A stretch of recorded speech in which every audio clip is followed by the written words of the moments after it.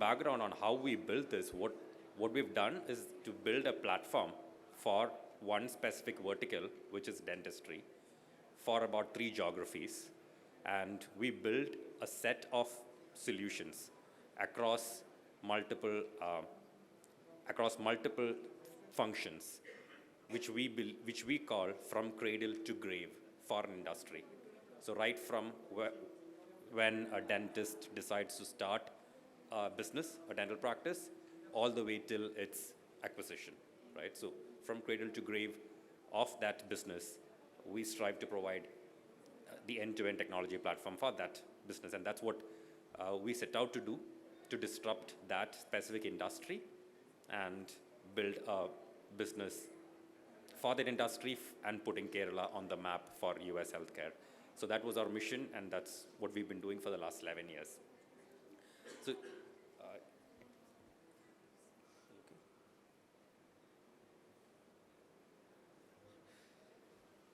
just to, I've set the background just so you understand who we are, what we do for a living, and where our learnings are coming from. And I want to talk about a few stories of what we have learned, the questions we have got, and the answers that we have for those questions, right? So when we started building this, and as we build it, the 3 questions that's been repeatedly asked of us is, one, why are we doing this in Kerala, right? Why don't you do this in Bangalore, right? Or why don't you do it in the US, but even in India, why specifically Kerala?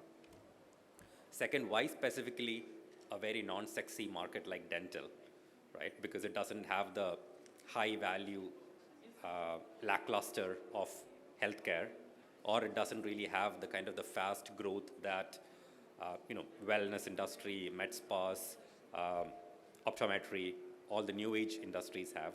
Why take something as non-sexy as dental, and why don't you expand to other verticals or expand faster into other geographies, including in India, right? So these are the 3 questions that we have constantly got, which we have always given a non-traditional answer to. So first, why dental, right? So we specifically chose what we define as the nerd of the industry, right? The non-sexiest of the bunch, the industry with lowest tech penetration, and which has been dominated by 20-year-old competitors, incumbents, right? But what we learned that could be successful in creating such an industry is that we had created, by being about 10 years ahead of our competitors, of anybody else who wants to enter that competition, what we've created is a very high barrier for entry, and we have created a flywheel.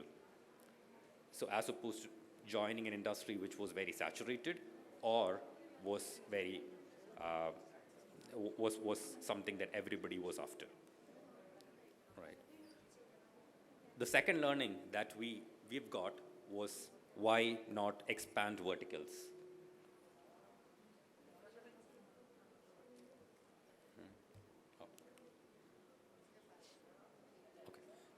So we've been constantly asked, why stay in dental? Why stay in this one industry? Why don't you go into a lot of other industries? Or why don't you expand faster into other geographies, especially something like India? What has worked for us is not going horizontal. What we decided to do was to build more and more solutions within dental, create our entire, like I said before, the cradle to grave experience, so that that industry stays completely in our reach. We had multiple products to push to the same customer base. So what we did is we started with providing a base tech platform that manages everything inside dental practice, then expanded into providing more solutions across things like payment solutions, things like insurance management, patient experience, phone systems. And we created a plethora of solutions that pushed that industry and allowed us to be much deeper integrated in the industry, which gave us 2 things. One, it allowed us to expand from initial customer size of about $6,000 per customer multiplying it over 10x to about $75,000 for that same customer. So for us, growth didn't really happen with adding more customers, just by adding more customers. A more exponential growth happened by adding more revenue within that same customer base, as opposed to adding more logos, right? The second is that it logged those set of customers in an ecosystem in such a manner that for that customer to leave and for us to retain that customer, the barrier was very, very high for that customer. We had an unfair advantage of being able to retain that customer because they were in an ecosystem as opposed to a single product. So the learning from both of these was the fact that it made more sense for us to put more dollars and more investment in the same vertical, going deeper as opposed to going horizontal. Right. On that same note, for us, what allowed us to be more efficient was investing more in the execution and operations of it through upselling, as opposed to putting more dollars on sales. And what we did is that for every customer coming in, understanding that these are enterprise customers, we put more dollars as investments up front in acquiring that customer, onboarding that customer, creating success management programs for those customers, right? So we have a 90-day implementation. We have a team that continuously speaks to those customers, doing account management, and through these processes, we have earned the right to be able to upsell more products, cross-sell more things to that same customers, which created a higher revenue stream from those same customer base, which created a higher outcome and a higher retention from that customer base, and consequently a higher lifetime value. Right. So this was our first set of learning. The second set of learning was that as we go into a very enterprise industry and something that's very structured as in the US or UK for that matter, what we've learned is that anything where any process that we implement, any execution that we implement cannot be really dependent on a hero-based model, on individualistic models. We had to make sure that every operational, every execution element was scalable. It did not break what was successful for us to go from 1 to 10 customers did not really break when we grew from 10 to 100 customers or 10 to 100 million. So we created systems that was more repeatable, was more predictable, and even at the expense of speed and swiftness, right? So now we have the ability to do the same kind of 90-day implementation across about 100 customers every quarter. So that allowed us to be more consistent in delivery, allowed us to keep our goals and acquire customers consistently.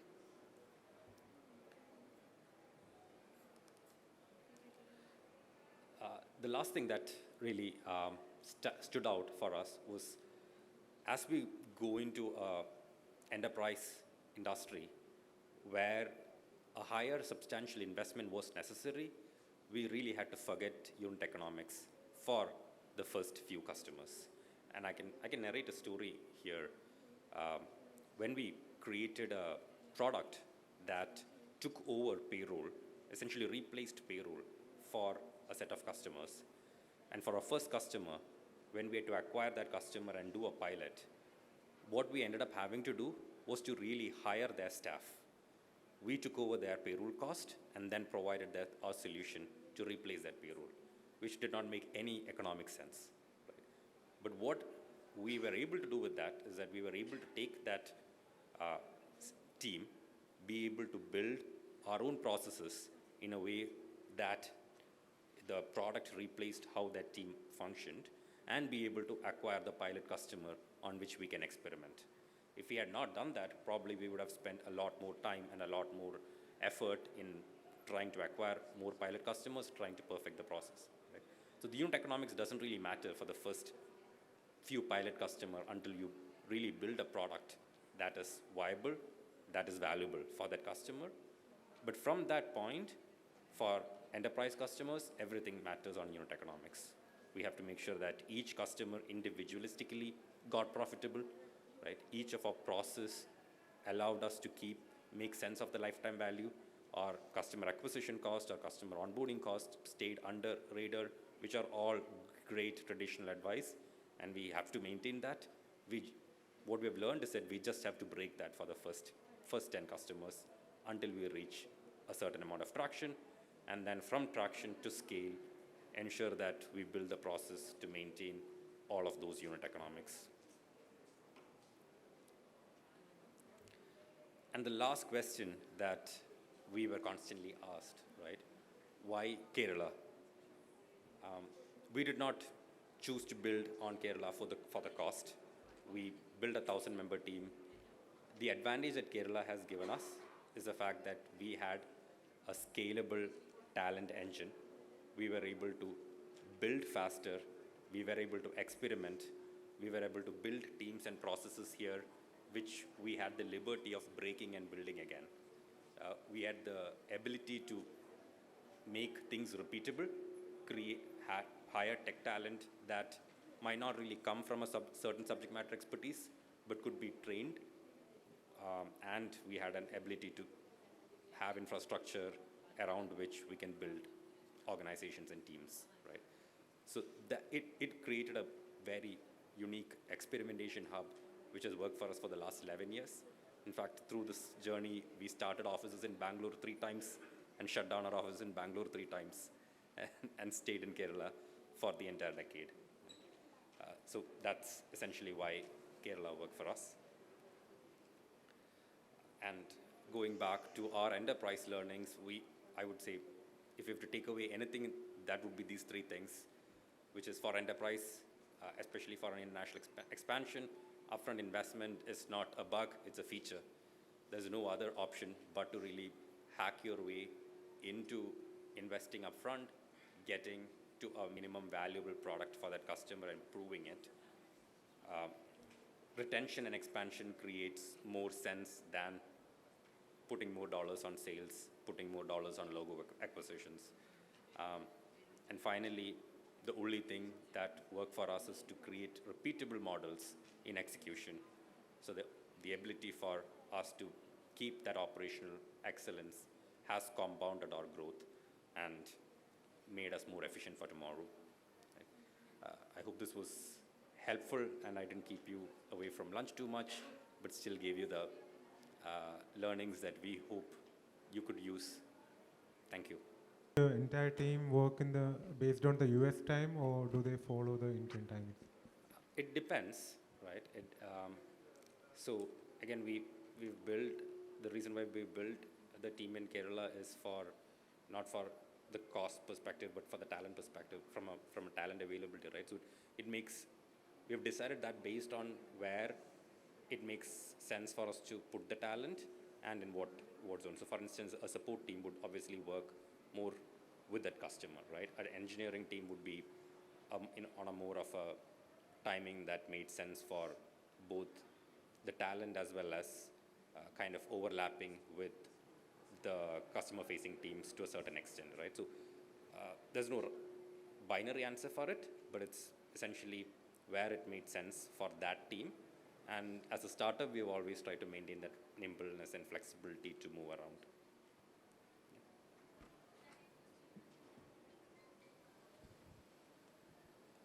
Hi. Speaking of talent, so when you said that you have built, or your entire team has built systems that last long on the expense of speed of implementation. In today's generation, when we talk about Gen Zs, how you are considering to build systems where you can retain or you can grow the talent which you have within your organization with a long-lasting system? Because at this point, flexibility is required. That's a very loaded question, right? So on one side, I don't want to go in specifically into the whole Gen Z argument, but still, as you look at a very competitive talent market, right? One, what was important for us is to build structures where people can come in, learn, and be able to repeat what was done. At the same time, be able to create a space where we did not put business as usual as a primary thing. There was a continuous experimentation, right? So I believe, especially the talent that a startup needs, on one side, being able to create repeatable models at scale is important, but at the same time, kind of bringing that talent that does not keep status quo, that has the ability to experiment, try new things and fail.